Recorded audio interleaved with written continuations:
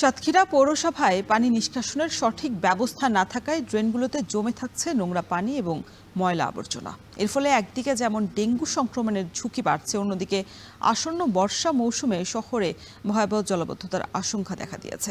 এ বিষয়ে বিস্তারিত জানাতে সাতক্ষীরা থেকে যুক্ত হয়েছেন আহসান রাজীব। রাজীব, এই যে চলমান বর্ষা মৌসুম চলছে, এই ক্ষেত্রে আসলে জলাবদ্ধতা নিরসন করে মশক নিধনে পৌর কর্তৃপক্ষ এখনো কোনো ব্যবস্থা নিয়েছে কিনা, বিস্তারিত জানাবেন।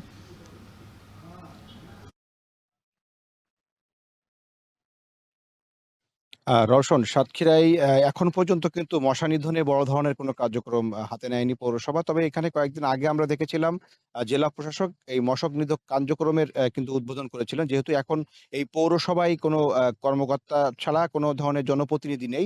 এখানে প্রশাসক তিনি এই পৌরসভাটি পরিচালনা করছেন এবং পৌরসভার যে কর্তৃপক্ষ রয়েছে তারাই পৌরসভাটি পরিচালনা করছে। তবে এখানে পৌরসভার যে ড্রেনগুলো রয়েছে, বিশেষ করে শহরের মধ্যে যে ড্রেনগুলো প্রধান সড়কের পাশের থেকে শুরু করে একেবারে অলিগলির মধ্যে যে ড্রেনগুলো, এই ড্রেনগুলো কিন্তু এখন পানি জমে থাকছে প্রত্যেকটি ড্রেনেই। এর মূল কারণ হচ্ছে ড্রেনগুলো পরিষ্কার করা হয় না দীর্ঘদিন। এছাড়া ড্রেনগুলোতে আমরা দেখেছি সেখানে কিন্তু প্রচুর পরিমাণে মশার লার্ভা রয়েছে। একই সাথে সেখানে কিন্তু কচুরিপানা জন্মে গিয়েছে। এমন দৃশ্য কিন্তু আমরা শহরের বিভিন্ন এলাকা থেকে ঘুরে দেখেছি।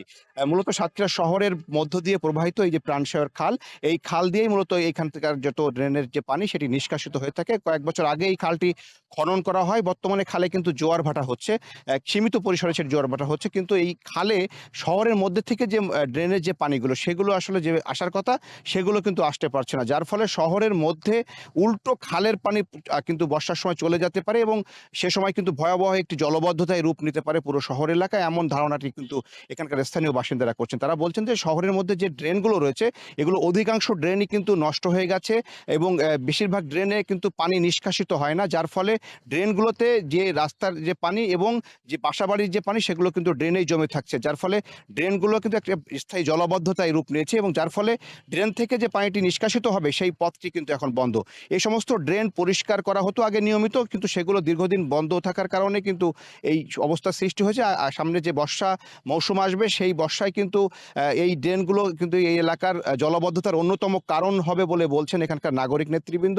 একই সাথে যারা স্থানীয় বাসিন্দা তারা বলছেন যে এখনই কিন্তু যে কয়েকদিনের বৃষ্টি হয়েছে তাতেই কিন্তু বিভিন্ন এলাকায় পানি জমে গেছে এবং এটি যদি আগামীতে ভারী বর্ষা হয় সেক্ষেত্রে কিন্তু পুরো শহরটাই কিন্তু জলাবদ্ধতায় রূপ নেবে। কারণ বিগত বছরগুলোতে দেখা গেছে সাতক্ষীরা শহর এবং আশপাশের যে এলাকাগুলো রয়েছে প্রতি বছরই কিন্তু এই জলাবদ্ধতায় রূপ নেয় এবং বিপুল সংখ্যক মানুষ কিন্তু ভোগান্তিতে থাকেন। প্রায় 4 থেকে 5 মাস বিভিন্ন এলাকা শহরের যে সমস্ত নিচু অঞ্চল রয়েছে সেখানে কিন্তু মানুষ কিন্তু পানিবন্দী অবস্থায় বসবাস করেন। তো সেই অবস্থা থেকে উত্তরণের জন্য আসলে পৌর কর্তৃপক্ষ এখন পর্যন্ত কোনো ব্যবস্থা গ্রহণ করেনি। আমরা কথা বলেছিলাম সাতক্ষীরা পৌরসভার যিনি প্রশাসক রয়েছেন তিনি জানিয়েছেন যে তাদের কর্মী সংকট রয়েছে।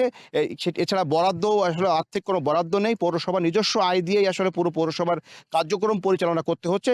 সেক্ষেত্রে তারা কিছুটা জটিলতায় রয়েছেন। তবে বর্ষা মৌসুমের আগে তারা এই ড্রেনেজগুলো পরিষ্কারের একটি উদ্যোগ নেবেন বলে আমাদেরকে জানিয়েছেন। তো সব মিলিয়ে এই ছিল আমার কাছে সাতক্ষীরা থেকে সবশেষ। দর্শক।